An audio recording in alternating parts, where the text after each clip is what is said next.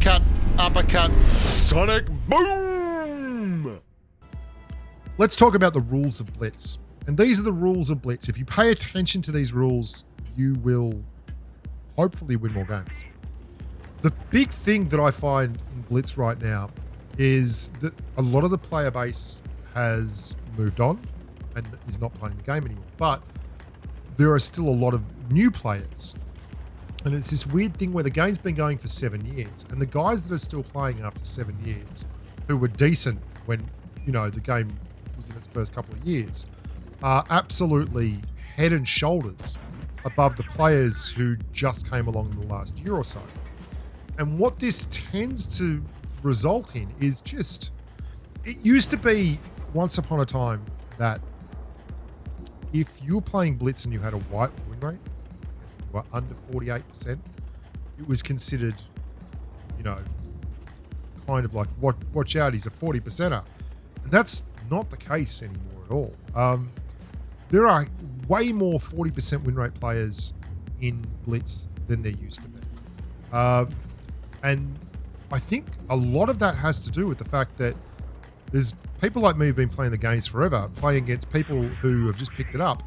And I know about spaced armor, and I know about resetting camo, and I know about the characteristics of weapons. I know that that is an autoloader, and that is a big alpha gun. And these guys don't know that. And yet they also yap and yap and yap and yap the loudest. I'm going to show you some of those games in just a tick. And this is a pretty standard kind of loss in this, where it's not that the team plays horrifically, it's just the red team plays better. And the reason I saw this and looked at this loss is there's a whole bunch of people on my team who are sub 50%. But there's also a whole bunch of people on the red team that are sub 50%. And that's not a bad thing. If you are a sub 50% win rate player, don't feel like I'm calling you out, because I'm not. It just means that you're not experienced enough to really be a stone cold killer. How about this bounce? Oh, I mean, seriously? Side of Sheridan with AP. I think it might have even hit his ass and just not one way or the other. And I was making a video on the 57 heavy versus the AWS 30B, this tank here. I played 11 games in the 57 heavy, 73% win rate, 3,000 average damage. It was like, awesome. You know, the tank is performing exactly as I expected the tank to perform. Good. And I played 11 games in this tank, and it was like 20% win rate, 2,500 average damage. Can't win if, you know, they were throwing it. Like the other team couldn't throw it. And I started realizing that there's just a lot of players in the game that don't know what the hell they're doing and who just collapse. Like, we've run middle of the map here and done 3.5k damage, and the team's just fallen in a heap. You know? That happens. So anyway, here's the rules that I want to talk about. The first rule we're going to talk about is there is always an idiot, and he will always bleed. Okay?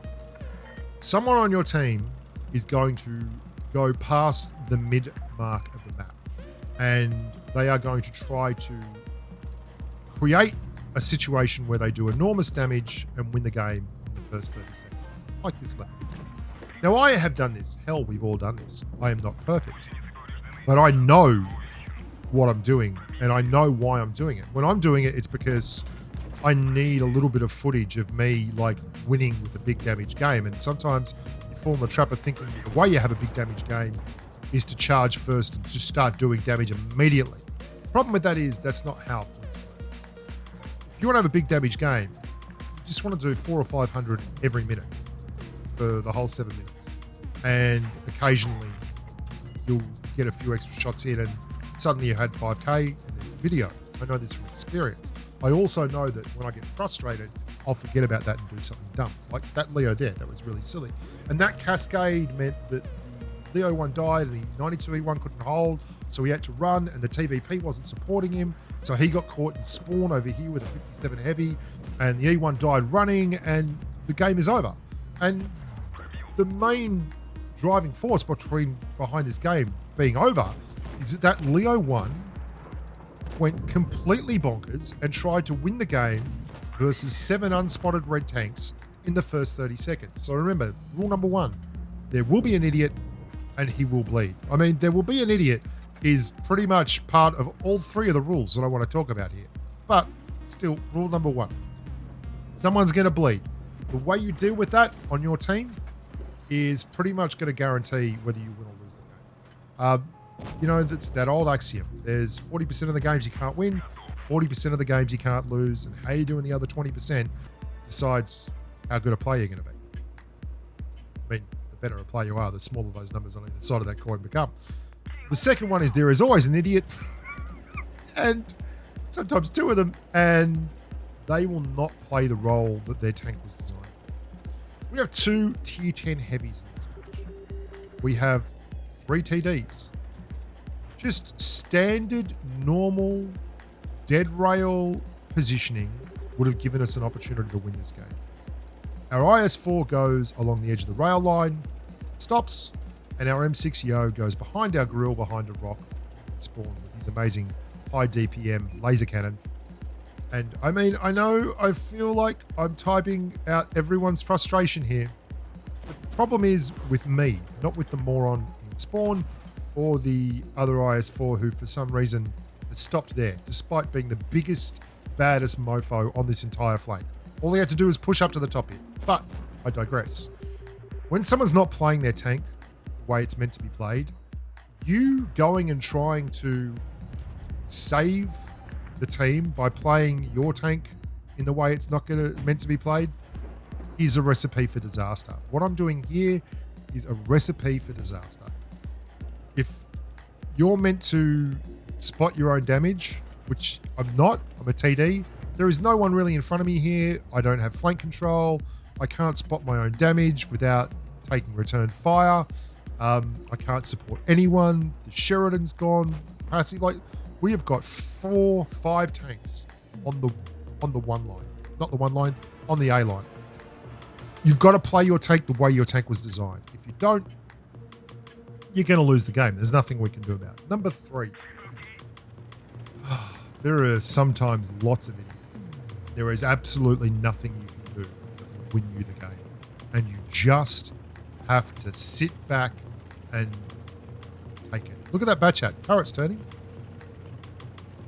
He's got to get the middle. He's got to get the hill on Castilla, but he's too busy typing out, "Come on, sucker, eat my giant." Yep. Our M103 is going to the TD position, the very rear right corner of the minimap. The T-54 is going to exhibit tendencies of both rule number 1 and rule number 2 of someone will bleed early, and there is always an idiot that doesn't know how to play his tank in the role it was meant to be played in. He's just going to drive down the middle of the A line there and one line and then not go behind cover. And the T110E5 and the T57 Heavy are both bitching and moaning. The Batchat is a horrific player. Does not know what he's doing. He is something like 42%, but 685 average damage. And he's not great. If you want to enjoy this game, the way you respond to these situations will be like the Batchat has literally just come out of spawn. Look at the bottom right corner of the map. The M103 is in the bottom right corner. The E5 that was yelling and screaming is about to die because he doesn't have any support. The 57 Heavy has just come out as well. The Batchat, after seeing the T-54 get incinerated, is going to drive the same spot. There's a waffle tractor in that corner. All you can do here is just try and do some damage. I mean, hell, I shouldn't have been going up the top. There was no one else going up here, and I thought, I've got to stop them from getting snipes across into my team, but my team never left spawn, so it didn't make any difference. And yeah, there's the waffle tractor, and I don't know. Honestly, this is rule number 3. There are just games where the best thing you could do is just try and do some damage and then leave. There is no other earthly thing that you can possibly do to improve the chances of your team winning this game. I mean, yeah, we do top damage. Yeah, it's not a huge amount. It's like 2,000 damage. Report camp useless heavy tank. says the bat chat, who was so busy talking bollocks, he couldn't get out of spawn. Like, had to tell everyone to suck his giant knob before he left spawn. I got to the top of this hill before the bat chat had rounded the corner from spawn, and he is going to yap like a freaking puppy dog. The 57 Heavy is going to get involved as well with his whinging. I mean, that's 2k, 2 kills, 1,000 spotting damage, 1,000 blocked, and I make the big error of actually saying anything. And I want you to note that talking to these people it's like trying to have a conversation with a goldfish. Like, there is no point, and it won't remember anyway. If you are talking to someone who has a 40% win rate, like this bat chat does, and 600 average damage, who came out of spawn when many of the team were dead, and his mate was camping the back corner, then you're only bringing yourself down to the level of an idiot. So I would suggest that you just learn to grin and bear it. Like, saying WTF are these bots because you're frustrated after getting a lot of games like this is not going to make you a better player. But hell, might make you feel a little bit better about the world. Assholes. They're everywhere. Yeah, humans. Oh.